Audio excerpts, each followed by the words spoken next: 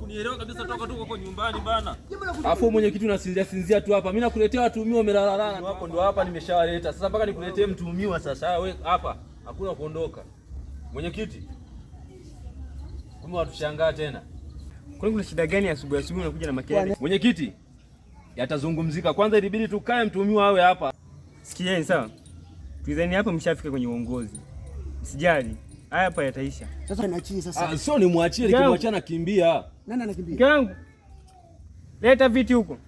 Ndio hawaishe. Kangu mwache wewe, leta viti. Naleta. Wai sasa.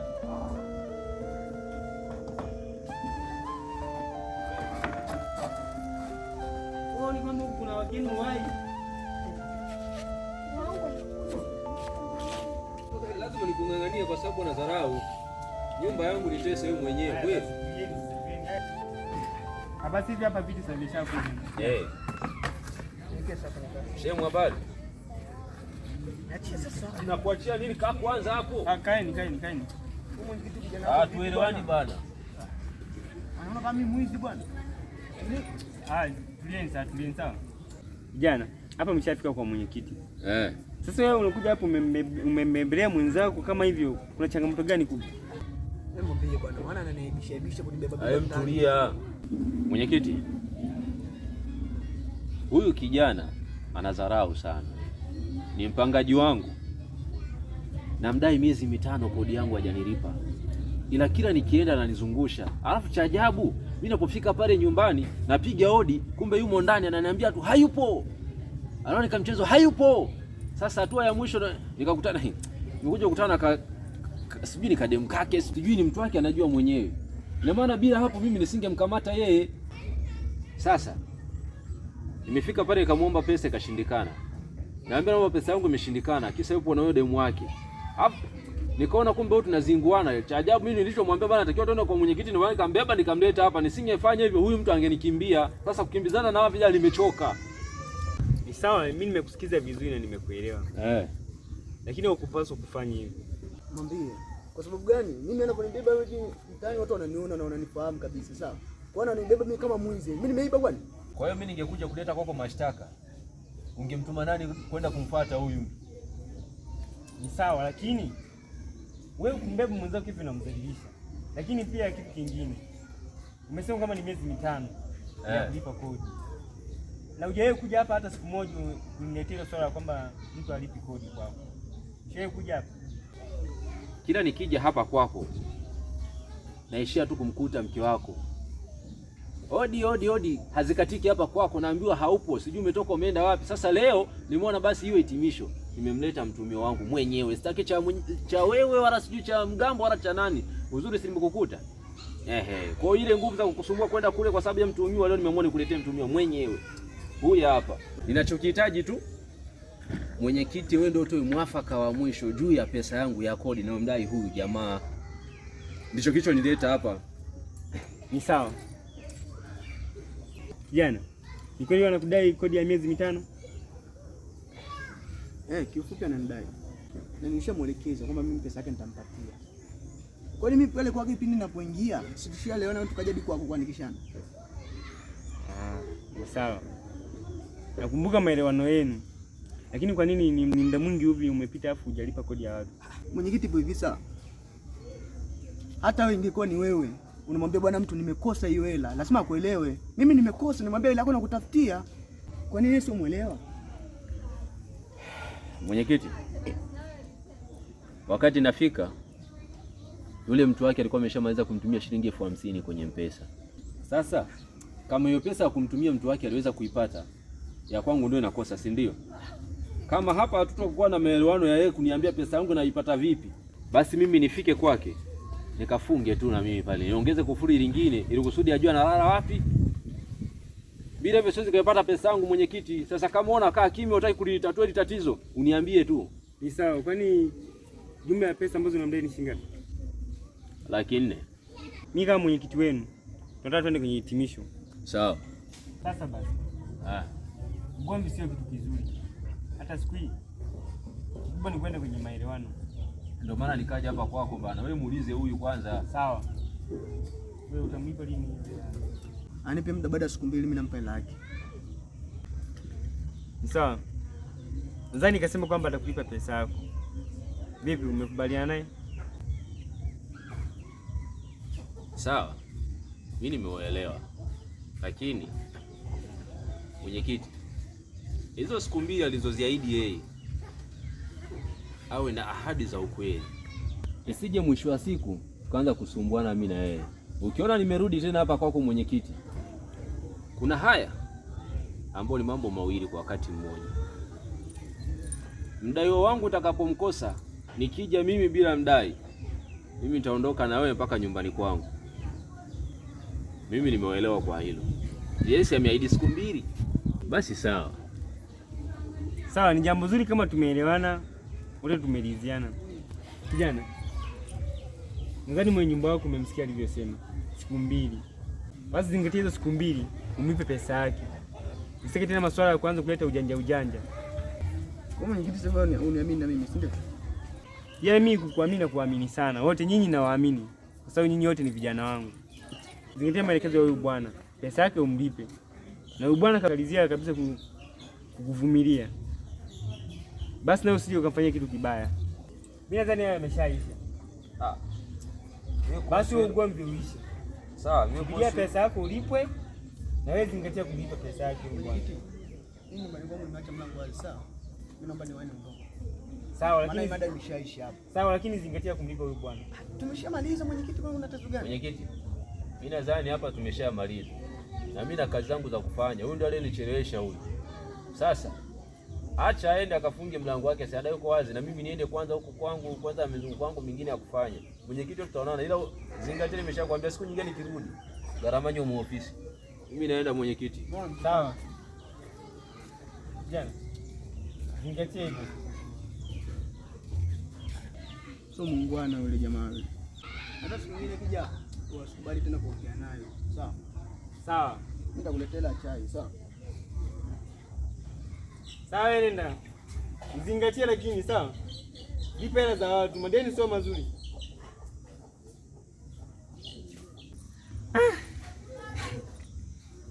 Vijana hawa ni changamoto. Kuna kesi zingine ngumu kama hizi. Haya bwana.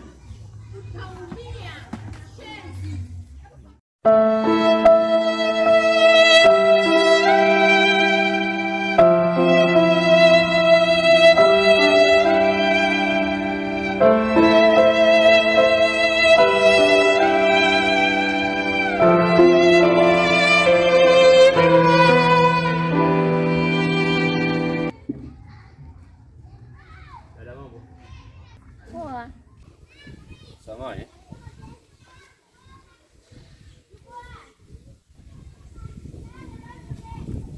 Bila samahani. Nataka ninene kidogo na wewe japo maneno machache.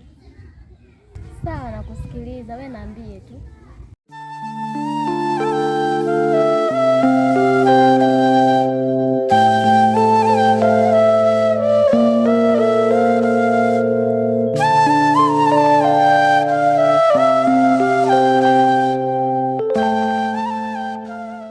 Mwanangu, vipi, una shida gani? Hamna kitu. Wewe nice, useme tu ukweli. Kazi tu uuni. Kiwalisia dada yangu, toka tulipokutana hapa kuna kitu nimeweza kukifesi kutoka kwako. Unanishtua. Kitu Hapa gani hicho? una haki ya kuweza kufahamu, maana kwenye ulimwengu tuliopo nishazunguka sana, maana uzuri wako sio siri, wenye misili ya malaika ndio ulinifanya mimi kuvutiwa na wewe, niweze kukuita wewe mahali hapo. Kiukweli Pale nilipokuona tu nilihisi kama naona nyufa kwenye mjengo. Natamani uweze kunikabidhi upendo wako, ni utunze ndani ya moyo wangu, ni kupatia mapenzi ya dhati yaliyo na thamani ndani ya moyo wangu. Sio siri, pale nitakapokuwa na wewe, nahisi wewe ndio faraja ya moyo wangu, utakuwa ni kivutio kikubwa juu ya pendo langu. Afu naendelea kunivuruga. Tutauje tukusane sawa? Kwani kimetokea nini jirani? Hebu tueleze tuone.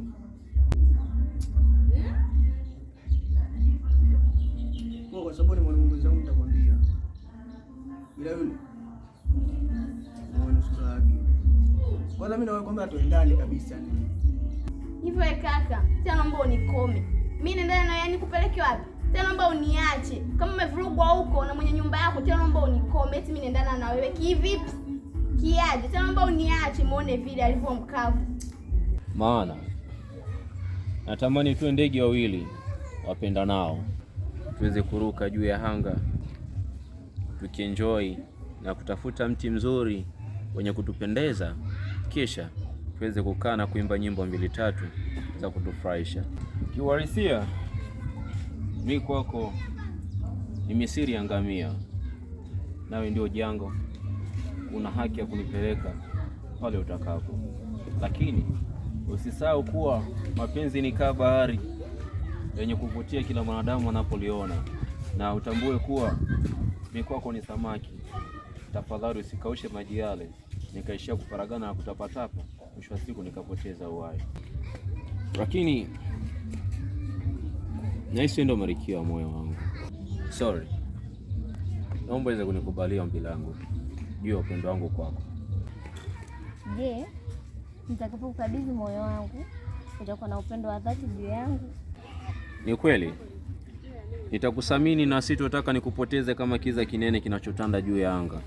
Nitakuhifadhi kama nyota ipendezao juu ya anga, na nitakusamini, sitokuacha wingu zito liweze kukufunika kisha nikakupoteza nuru ya kukuona kule ulipo. Naamini upendo wangu kwako ni kama ua linalochanua, nahisi tulimwagilizia kwenye bustani iliyostamili. Naamini tutaweka mapenzi ya dhati juu yako. I'm so sorry, I love you. Maneno yako yananichanganya mwenzio jamani. Vipi? Umeweza kunielewa nilichokuelezea? Sawa, nimekubali. Kama itakuwa kweli ulivyoniambia hapa. Sio, unanielewa?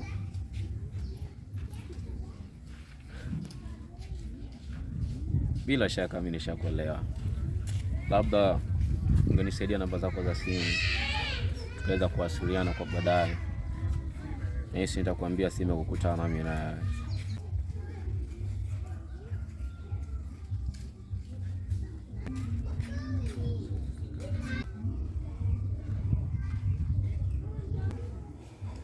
Jina nani? Naitwa Mary. Sawa bana. Na jina zuri. Okay, poa. Tutawasiliana. Acha mimi niende, kuna mambo naenda kuyafanya. Nadhani zeni baadaye tutawasiliana, sawa? Sawa.